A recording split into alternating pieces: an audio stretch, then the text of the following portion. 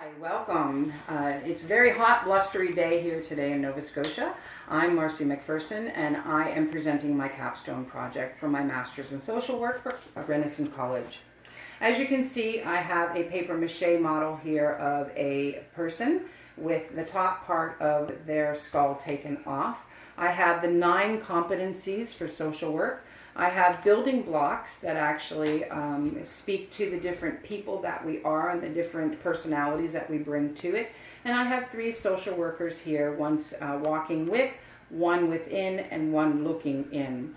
The 9 competencies is really where I'm going to focus my talk today, and how they relate to the complex mind represented by the people on the board and the pieces on the board. So as you can see, there are many building blocks towards the back of the board. I also have many different these tools that we can actually take the different pieces of the personality apart should somebody get stuck in that. And also we have a marker here for people to be able to write their own lived experience. So as we can already see, there's some that are constructed, that are somebody can represent in an overt way of a lived experience, and how we as social workers need to keep ourselves and our constructs out of another person's so that they can actually explore who they are and who they want to be and make themselves out to be the people that they want and live their own experience. So what I'm going to do is I'm going to move out of the shot here, and I'm going to talk about the 9 competencies and how they relate to the complex mind. So the first one that we have is identify as a professional social worker and adopt a value perspective of the social work profession. It's very important that this was a turning point in my journey as a social worker to be seen and valued as a professional. During the time that I was in my placement, we purchased a book that was an implementation guide for patient flow. After reading that and understanding more of it, I then became overtly talking to different people about the way that patient flow works and how we can possibly change it.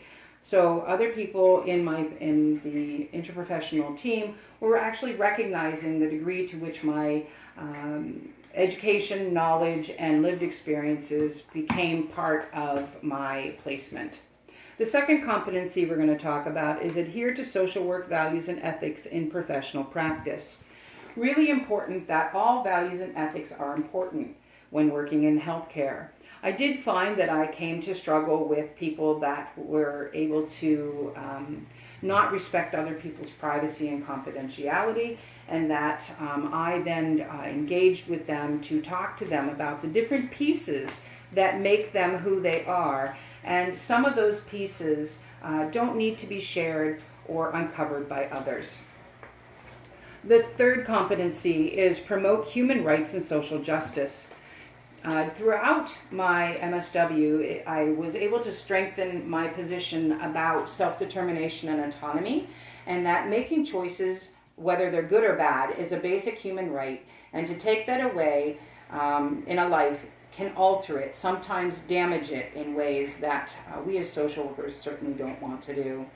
We must consider what makes you the person you are, and then 1 or 2 people determining your right to choose. That ability to make those choices actually takes it away from you, and how hard that must be on a person to then not have any choice anymore. So really, really important that we know that we are who we are because of the choices that we make and where they have got us. Our fourth competency is support and enhance diversity, addressing structural sources of inequity. So throughout my lifetime, I have supported people that are living with dementia, and it's really important to note that the system that we live in here in Nova Scotia and really in Canada does not support people living with dementia. They are ill prepared, and they do not understand what is happening with the person. So I did some research and found that there was a village, a dementia village, a proposed one actually, that's going to be built in Langley, British Columbia. And hopefully this begins the needed changes to dementia care. So each person living with dementia or not living with dementia still has a history. Again, all these different pieces are the history and how it brings it forward. And it's really important to understand and remember that these pieces of each person that is helping to build that system can create the change within the system. The fifth one is to employ critical thinking in a professional practice. I use the eclectic theory as one of the theories that I really embraced during my social work practice. So just as we have many different dimensions to ourselves, again indicative by the different Lego pieces, we also as social workers need to be equipped to address those in need. Again, looking in, standing beside, or within the actual complex mind.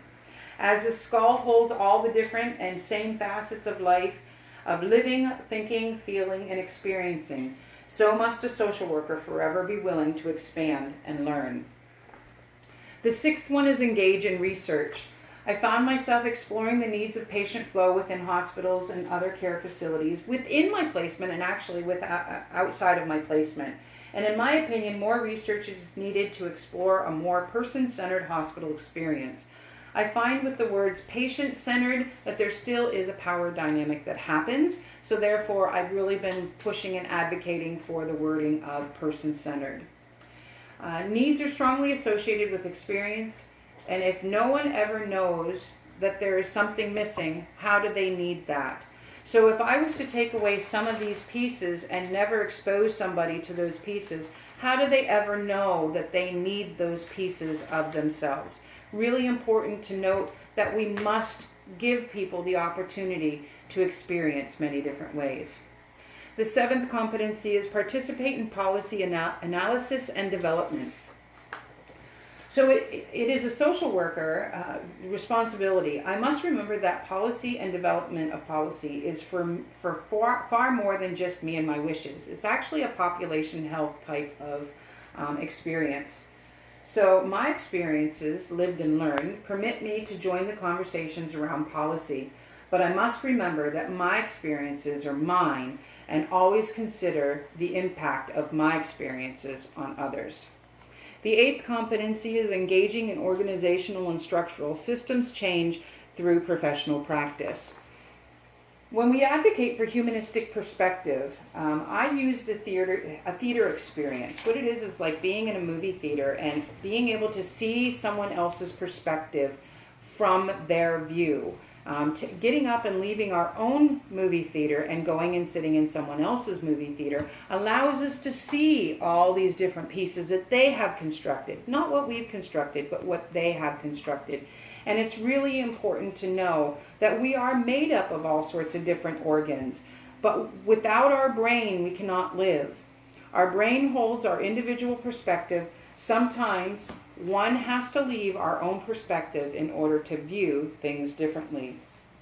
The last competency is engage with individuals, families, groups, and communities through professional practice. Very, very important that throughout my learnings in my MSW program, through all my courses that I've taken, that we must engage and explore and listen. We must then feed back to the person exactly what we thought that we heard. That's part of active listening. And the other thing is that we must let go. We as social workers do not control someone else's lived experience, but we can certainly empower them to learn more. So there's always room for more experiences, lived and learned. Some blend, some separate, some splinter, and some split. But we as social workers can help people learn how to reconnect, because we all make us who we are. But social workers must recognize that the skull is filled with who the person is, not who we are. So thank you very much. My name is Marcy McPherson.